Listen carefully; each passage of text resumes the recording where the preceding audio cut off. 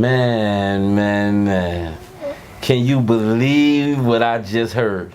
We back at it. We're back at it, man, on Afrocentric TV with Guala Music Believe the Hype, man. A TV host. Can you believe I became a TV host? I can. You can? You got like 8 legs, remember? 8, I know, right? And 8 arms, too. Exactly. Maybe 9 now that you're a TV host. And I'm a TV host that's working with Christy Coleman.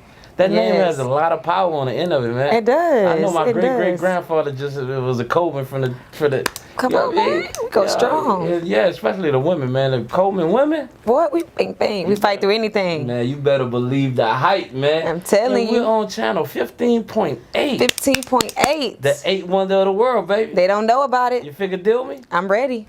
I hope they ready. You know what's giving me a swimming in the head? All of these new black-owned entrepreneurs, back-owned businesses. Oh my goodness, I love it. We talked about earlier today how many people, and men and women. It's crazy. I know, man. It's not actually crazy. It's the fight back in us. The fight back. I'm telling you, the comeback. With the jump back. With the jump back. With the oh my God. Man, I'm telling you. I'm looking at these little kids, man. They got these young black girls, African Americans. That's what they call, you know. They're selling lip gloss. They're selling in New Orleans what we call huckabucks. Huckabuck, I never heard of that. Cups, you know what I mean? They're selling lemonade. They selling all hot dogs. And they're not even 10 years old yet. That's what I'm saying. That's amazing. It is, but we need that. We need to come on. We gotta get it. Quit wasting time, man. The thing about it is America's not telling it. Well, of course not. They don't want us to shine. They don't want us to shine? No. Your eyes is very shiny right now. We know. I'm hoping they are shining. What? For the people. It's crazy, man, I tell you. And you know, within that, we need a lot of assistance and consulting and things of that nature because, you know, when we've been in the business, I started my own business in 2003, right? Mm-hmm. And I've been bumping my head I bumped my head so hard I lost an eye, but I've been... Oh, my goodness. Y'all heard that? Don't bump your head that hard. It's not that deep, okay? You can wait. But I didn't have the right consulting. I didn't have the right assistance. Mm-hmm. And I learned it the hard way. And it was very well worth it. You know what I mean? Yeah. And same way for me. I was selling vision board 3 years ago. Vision board? Oh, you trying to be funny. I know. I'm telling you. I know, right? But what? I bumped my head so many times. Okay. I'm telling you, the bank, they still will take your money. Yeah. You know, okay? It don't matter if it's been 5 years, it's been 10 years. They want that. And you know what? They have another young black lady who owns her own bank now. Okay, I don't know about her. Yes. I need to contact her. Crazy. And you know what happened? She must have ran into the right consultant. She did. You know but right consultant is good, especially starting off new businesses, older businesses, even businesses that have been in business for minimum 3 years. Well, see, now you're talking T1TEXAS, baby. What? They don't know about it. You figured, do me? So we're gonna introduce y'all, man, to one of the black-owned, powerful, positive brother, which his name is OVIT, and he is the owner of T1TEXAS. That's OVIT with a V, man. Don't play with it. Okay, exactly, man. How you doing?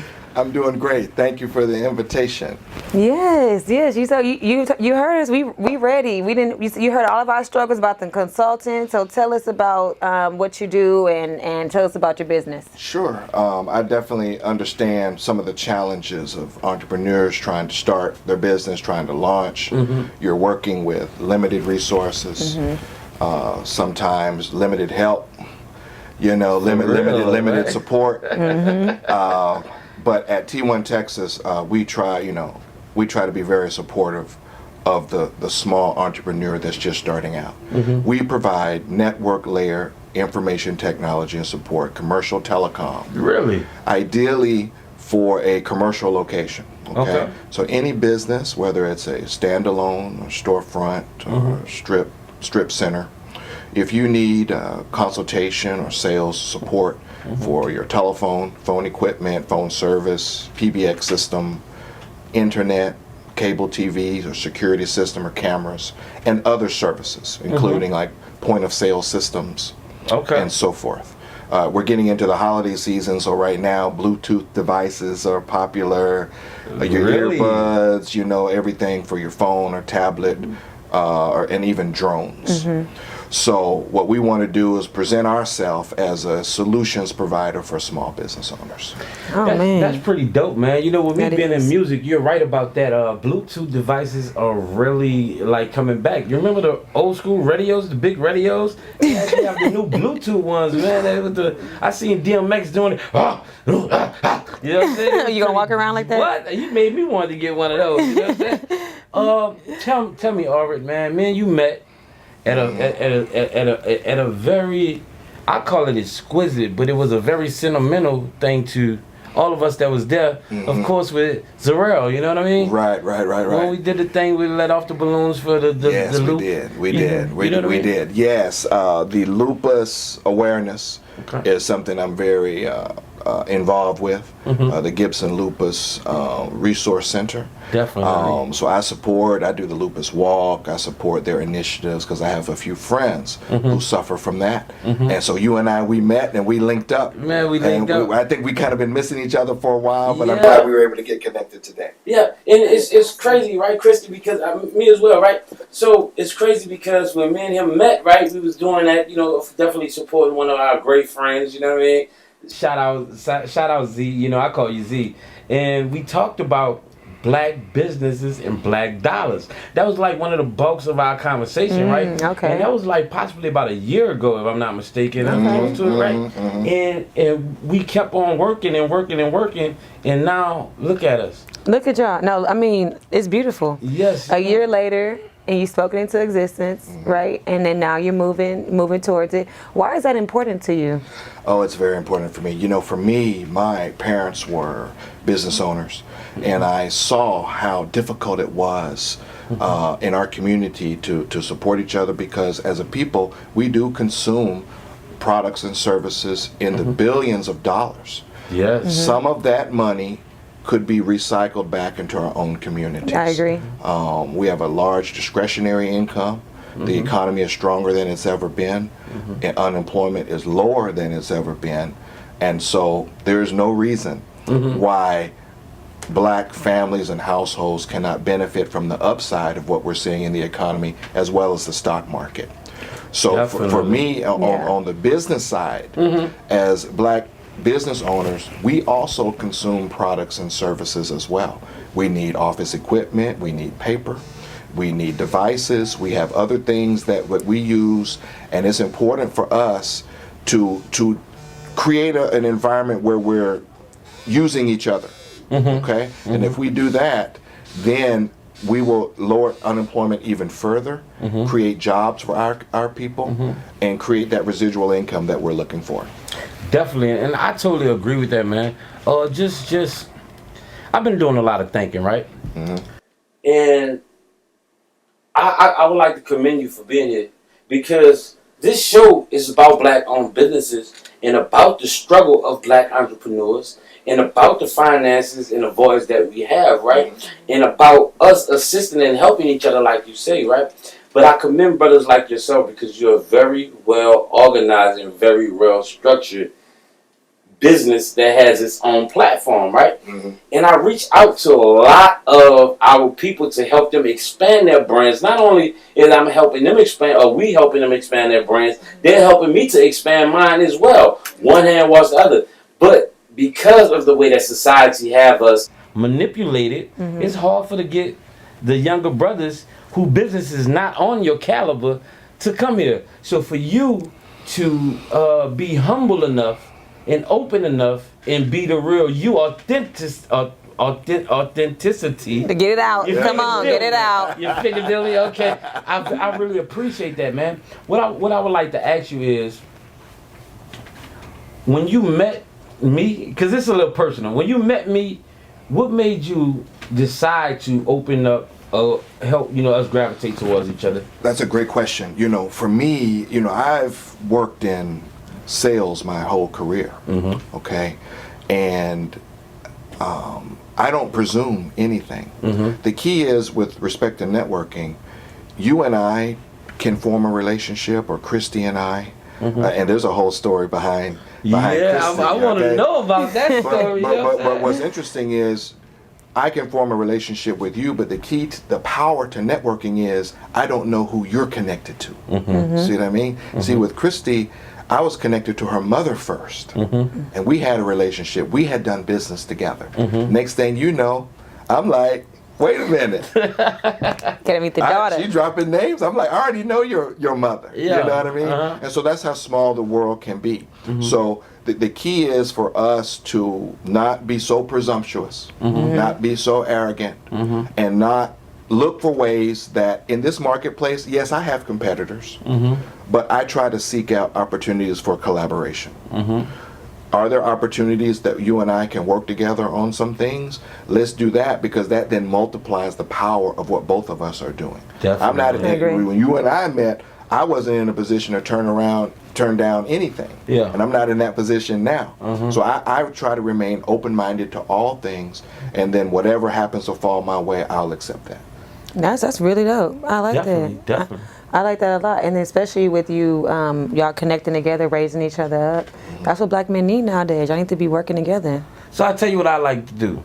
Since you're such a powerful black entrepreneur, I would like you to take us to this commercial break and tell these young entrepreneurs what's the best thing they could do until we come back. The best thing that the young entrepreneurs can do, what I would say is that you need to begin now to formulate your own personal network around your brand.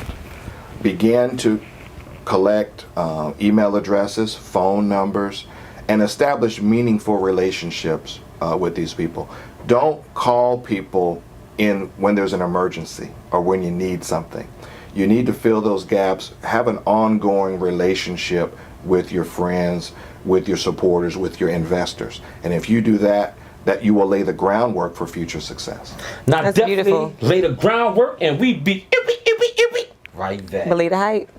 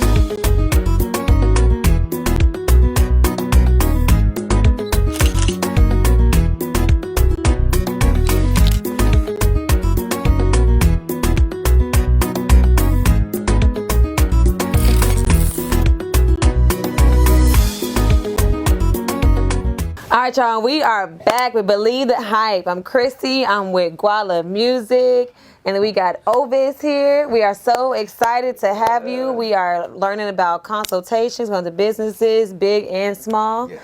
And so I want to know, what struggles, because I want to get into the struggles a little bit. You know, Okay. I want to know what struggles as a black man entrepreneur did you feel like you were up against? Like, did you ever experience something that says, man, I feel like they're doing this because I'm a black man? Well, not so much because I'm a black man. Culturally, there are some headwinds, no doubt. One of the things is managing customer expectations. That's a broad category, okay, whenever you're dealing with customer service. Definitely. But it's whenever you're dealing with black people, and I just know this having been a family of business owner and everything from owning real estate and working in corporate America. We have a utopian expectation for customer service. Utopia. Yeah. I'm from New Orleans, and I remember a club named Utopia, but I never know what it means. Yeah. Go ahead and break that down for me, so I can really understand. we want perfection. Yes. Our expectation is perfection, Yes. even if we don't want to pay for it. I agree. So you can always. There's different tiers to this thing. When you stay at hotels, and I'm very familiar with how hotels operate. Definitely. But you have your luxury tier. Okay. Then you have your upper upscale. Then upscale. Then your moderate with food and beverage, all the way down to economy. Now there are different levels for different styles and tastes and expectations. The same is with certain businesses. Now there is a certain basic level of customer service, but that is not necessarily perfect. In our community, a lot of times we want expectation, and you have to manage guest expectations. I'll give you an example of what I'm talking about. Definitely. Okay. A customer might call me and said, I'm opening a new office and I need internet access. Okay. I'm like, oh, that's wonderful. I really appreciate you contacting me. Let's go ahead and set in a consultation appointment to get this set up. Oh, no. I need internet tomorrow. And I'm like, nothing moves that fast. You know what I'm saying? Yeah. They want 0 to 100 right now. real quick. Right now. Let me get your name, okay? Let me get your address. Let me do an analysis of what's going on. We can start the process today. Yeah, definitely. But these trucks are not rolling like that. You know, we need a couple of business days to get our head on straight, you know, to get you plugged in and all of that. So that's one of the things. Managing customer expectations is one of the headwinds that you will run into when you're a small business entrepreneur just starting out. Yeah, which is honestly that's like the most difficult thing I run into too as a small business owner is customer expectations, especially like the smallest thing. If shipping goes wrong, they're like, well, I paid for this and X, Y, and Z, you know, but I'm like, well, we don't control everything that happens, you know, like small things like that. So yeah, I think definitely maintaining customer service, just like you said, email, phone number, things like that, to let people know that, hey, I'm a real person, it's a real business, and we are here to take care of you. And as a business owner, we're allowed to make some mistakes. Now, there are certain things that are probably unforgivable. I understand that. But there's certain things, you know, if major company were to make a mistake in customer service, you know, a major grocery store chain, for example, were to make a mistake, you're not going to stop buying groceries. Exactly. You know what I mean? Right. Exactly. You know, or whatever the case might be. You go to the movies and they make a mistake at the movie theater. Do you stop going to all XYZ chain of movie theaters? You don't do that. Y'all listen to him, okay? When business owners make a mistake, okay, it is normal. They are human beings like anybody else. They told me, they said, you will never have experience until you need it. Exactly. You actually have to get to that point in order for you to make a mistake so you can have experience for the next time. So you got to put yourself out there, and you got to, you know, fumble and tumble a few little balls. So, OVIT, check it out, man. I've been waiting to get you on this set, brother. You know what I mean? Because, you know, with me being who I am, and of course, you know, Christy being who she is, and of course, you being who you are, you've been in the business of sales for a long time. You know what I mean? And I just, you know, I'm into sales. You know, I do marketing. We do marketing. We do this and that. What business owners do, right? Now, I feel as though in America, in our community, certain communities that are manipulated by the system of the government to think and operate a certain type of way. So we spoke about the you know, the expectations of perfection and services, right? And the fees, right? What do you think about upcoming entrepreneurs working with other entrepreneurs that are on the same playing field, and they're reaching out an extension of opportunity to grow, and that costs a fee, but they're not willing to pay that fee with the people that they know that they're associated with? What are your thoughts on that?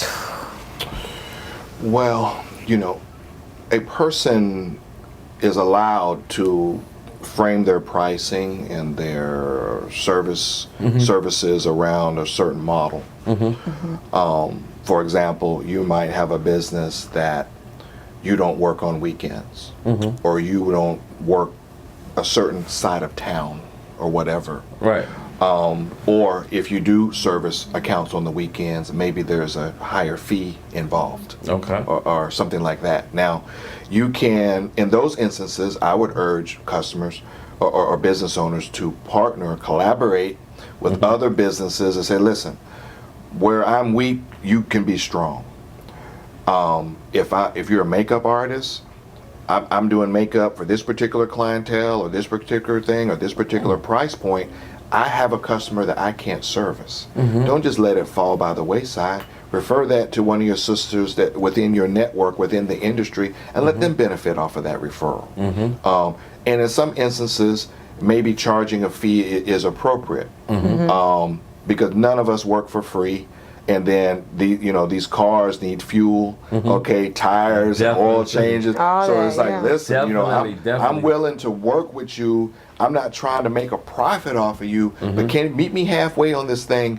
On some of this, some of these expenses. Right. And then if we can do that and we shake hands and we agree on that, then maybe we can work together and create an alliance for future success. But why do we? Okay, I want to add to that. So why do we feel as if we have to feel bad for saying that this is a business, right? So so they should know that there is a profit to be made. Why do we have to make ourselves feel bad for that, making a profit? That it kind of goes back to the culture. We want to be seen as going the extra mile so no one can say we didn't try.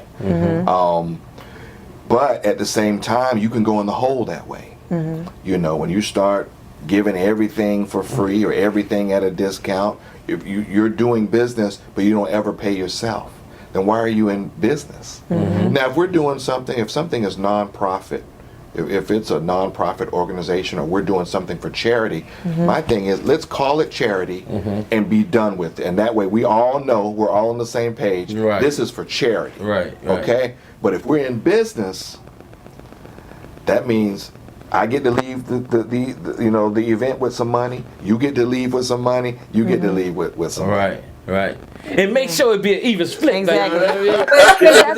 Make sure the percentages and the numbers right, baby. But that's it for me. Like when I make a good sale, like when you make a good sale, it should be a win-win. Like you should be happy, I should be happy, and then whatever is being serviced should be happy. Like that's how I feel. I mean, do you not agree as far for sales? For sure, definitely. I find, in our community, a lot of times there's the profit. I mean, even they tell you when you file your taxes. I know your mom knows a lot about this. That there has to be a profit motive. And so if we're doing all this stuff to break even, that's not business. But a lot of times consumers, they treat you in a way to where they don't want you to make a profit. They beat you down on the price. They want you to throw in a bunch of extras. We used to call it in hospitality, you have champagne dreams, but a beer budget. Oh, I like that. Yeah, champagne dreams with beer budget. Wow, I like that. Listen, man, check it out. That may be the new slogan. I don't know, man. But check this out, though. I love that. Real talk, man. And that's what I definitely agree with you. And it's really happening right now. I'm personally dealing with those situations. I'm quite sure you are. And of course, and that is the way that the opposition structured our people in our community to think. They don't operate like that. They help, they build, and right now we're doing the same thing. And now it's growing more and more. Check out your valedictorians right now. Who are they? Check out your first and new discs. Who are they? But what we would like to do here at Guala Music, Believe the Hype, and on Afrocentric TV, me and Christy, we would like to help our brothers and sisters reconstruct that mind frame of thinking. And to have you on the show as a consultant, man. Listen, right now you seeing consultation, you know what I'm saying? Up and personal. So if you need a business consultant, man, make sure you get at my man OVIT. OVIT, could you tell the audience where they can find you, man? Like, Sure. You can find me. I'm on all of the social media channels. Feel free to connect with me under my own name, OVIT PURSLEY. I'm on Facebook. I'm on LinkedIn. For all of the professionals out there, you can find me there. For my business, at T1TEXAS. That's at T, the number 1 in Texas. On Twitter, Instagram, and also Facebook. You can also reach me by mobile phone, 281-642-4028. And I'll be happy to talk with you about your project. That's amazing. I'm so glad to meet you. I'm calling you right now. What's the number again? tell me this, man, quick. The hottest, or not hottest, most interesting upcoming entrepreneur that you see big potential in right now. Well, I want to give a shout out and a thank you. I attended Saturday before last the Global Power Tour by my friend Christy Jackson Muhammad of the Women CEO Project. She had a phenomenal tour. There were about 100 women in the room. I was one of 5 men in the room. I was personally invited. These are some of the most professional, up-and-coming CEOs that you've ever met. There was good information, good material. The networking was phenomenal. And I'm looking forward to the next Global Power Tour that's going to be in Houston. But she's doing Global Power Tours in Jamaica, Costa Rica, South Africa. But the one in Houston is definitely not to be missed. So you can check it out, Women CEO Project on Facebook, Women CEO on Twitter, and anything hashtag Global Power Tour. She is a powerhouse, and she's definitely a person to watch. I definitely could dig it. I'm all in, you know what I'm saying? But Christy Coleman, baby, take us out, yo. All right, y'all know Believe the Hype. I hope y'all enjoyed this. I'm Guala. This Guala. I'm Christy. I'm Orbit. Believe the Hype, y'all. Thank you.